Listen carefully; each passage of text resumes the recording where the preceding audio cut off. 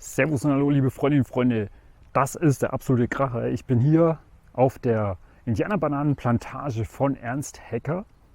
Der hat mich jetzt hier durch die Plantage geführt. Das ist hier eine ganze Reihe an Indianerbananen und das ist der Hammer. Die sind voll am Blühen. Ich bin jetzt hier mit der Kamera unterwegs, mache echt viele Fotos, damit ich da einen Mega-Bericht auf meiner Webseite machen kann, gartenschlau.com, und natürlich zukünftig auch auf YouTube. Und es sind schon die ersten Früchte, beziehungsweise anders gesagt, es sind schon die ersten Fruchtansätze vorhanden.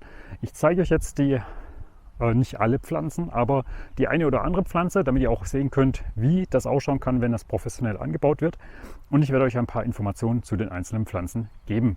Es ist wirklich spannend, bleibt dran, es ist echt der absolute Kracher und es wird auch zukünftig Update-Videos geben, weil der Ernst hat gesagt, jederzeit kann ich vorbeikommen und schauen, wie es den Pflanzen geht.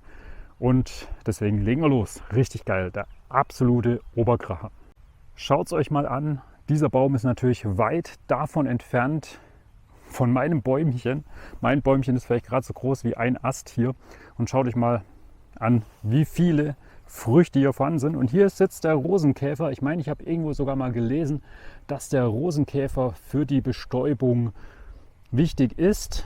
Und deswegen mache ich hier auch gleich entsprechend das passende Foto vom Rosenkäfer. Jetzt habe ich natürlich meine Rosenkäfer-Optik nicht dabei. Und hier können wir sehen, da sind schon die ersten Fruchtansätze vorhanden. Man sieht, das Ganze schaut aus wie so Finger, die hier rauswachsen. Und der Ernst hat mir gesagt, pro Blütenstand können da richtig viele Früchte sein. Und jeder Blütenstand, ich rechne mal so zwischen 500 bis 1000 Gramm können hier hängen. Und ich habe ihn gefragt, wie schaut es denn aus? Wie viel Ernte kann ich denn an einem solchen Baum erwarten? Und er sagt, 6 bis 7 Kilo sind möglich an einem solchen großen Indianerbananenbaum. Und er hat hier einige Pflanzen stehen, die schauen wir uns jetzt gleich noch weiter an. Hier in diesem Baum sieht man auch richtig toll die Blütenstände. Ich hoffe, die Kamera macht es scharf. Manchmal ist sie nicht ganz zuverlässig, aber wenn man die Hand hinhält, dann ist das Ganze natürlich deutlich leichter zu erkennen. Ich mache jetzt hier noch ein paar Fotos, gehen wir gleich zu den nächsten Pflanzen und schauen uns an, wie die sich entwickelt haben. Krasser Unterschied zu dem, was ich bei mir in meinem Garten habe. Das ist ja schon fast ein Bonsai, peinlicher Bonsai, den ich habe. Muss ich mal anstrengen. Das ist schon echt paradiesisch hier, echt der Hammer.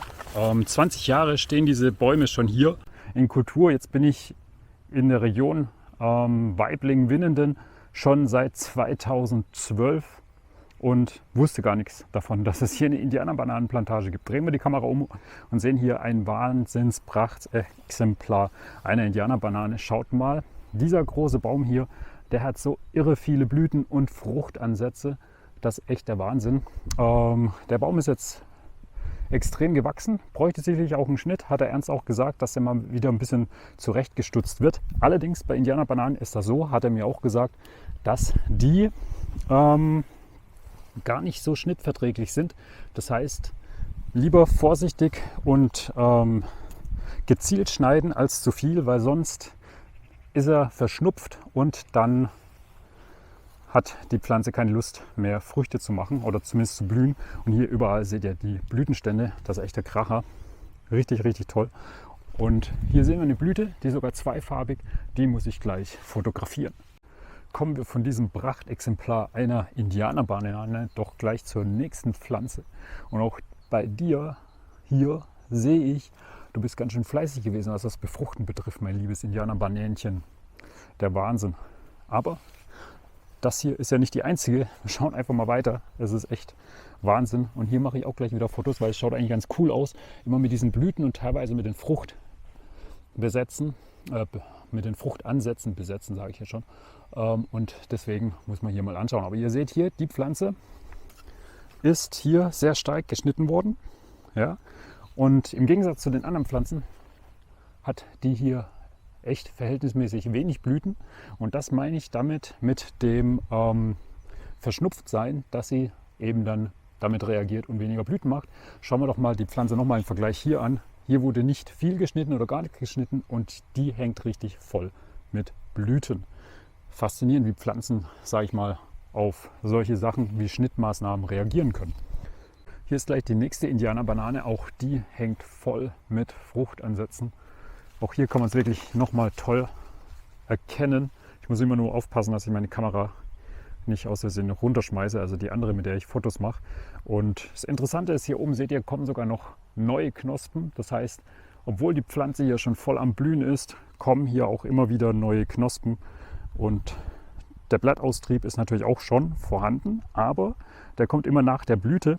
Und schaut euch mal an, wie verrückt das hier voll hängt. Also wenn alles gut läuft, dann könnte das hier sogar eine richtig krasse Ernte werden. Das heißt, im nächsten Update zur Indianerbanane oder Indianerbananenplantage können wir damit rechnen, dass hier auf jeden Fall richtig viele Früchte dranhängen werden. Das Coole ist, ich habe jetzt gemerkt, wo das ist. Und da ich ja mit dem Fahrradladen, wo ich arbeite, nicht so weit weg arbeite von hier, kann ich auf dem Nachhauseweg jetzt zukünftig hier vorbeifahren, Update machen, Fotos machen und euch dann natürlich richtig viel darüber erzählen, wie die Indianerbananen sich hier im professionellen Anbau weiterentwickeln. Ich bin jetzt hier beim nächsten Bäumchen und auch dieses Bäumchen hängt voll mit Früchten oder Fruchtansätzen. Noch sind es ja keine fertigen Früchte, sind ja nur kleine Babyfrüchte. Und das ist der absolute Knaller. Und es hat immer noch viele Blüten, ja, die natürlich dann sich potenziell auch zu Früchten entwickeln können, wie wir hier sehen können. Und natürlich auch immer wieder auch noch Blütenknospen. Und ich bin echt begeistert davon. Und wir sehen natürlich noch 2, 3 andere Pflanzen. Schaut mal, das ist interessant. Das heißt, hier sind alle Blütenkategorien und Fruchtansätze auf einmal vertreten. Von aufgeblühten Blüten über ganz junge Blüten, die noch einen Tag benötigen zum Aufblühen, bis hin zu Knospen und Fruchtansätzen ist hier wirklich alles vorhanden. Echt toll, da kannst du jedes Entwicklungsstadium an der Pflanze an einem Ast hier beobachten und das ist richtig cool. Das hier mal echt ein Exemplar, auch der hier hängt richtig, richtig voll. Irgendwo war noch eine Blüte, da saß der Rosenkäfer so richtig schön drauf. Da sind wir aber vorhin vorbeigelaufen. Ich hoffe, mir fällt die Blüte noch auf oder der Rosenkäfer ist noch da. Aber schaut mal hier, wie viele Blüten hier vorhanden sind. Der Hammer. Ich muss jetzt gleich wieder Fotos machen, sorry. Verrückt. Auch diese Indianerbanane hängt voll und voll mit Früchten. Hier auch wieder richtig viele Fruchtansätze. Blüten ohne Ende. Das wäre ein Traum, wenn ich so ein Bäumchen bei mir im Garten hätte. Das wäre der Wahnsinn. Also da wäre ich der Indianer unserer Straße. Da müsste ich das bald in Indianer-Bananenstraße umbenennen. Bisher wollte ich es ja immer nur in Bananenstraße umbenennen. Aber schaut euch das mal an hier, was hier abgeht. Also der Baum ist der Hammer. Ich bin gespannt, wie er ausschaut, wenn er die Blätter richtig ausgebildet hat. Dann ist das bestimmt sicherlich auch ein Fest, wenn dann dazwischen die Indianerbananen hängen. Also der nächste Baum, das ist der absolute Wahnsinn. Also den hätte ich echt gern im Garten bei mir. Riesengroß, der hat jetzt sicherlich schon seine knapp 2 Meter. 2 Meter ist witzlos. 3 Meter, 3,50 Meter vielleicht sogar geschätzt. Und der ist der absolute Knaller. Den müssen wir mal anschauen. Schaut euch das mal an. Ein Riesenbaum und mit irre vielen Blüten. Und auch der hängt voll mit Früchten.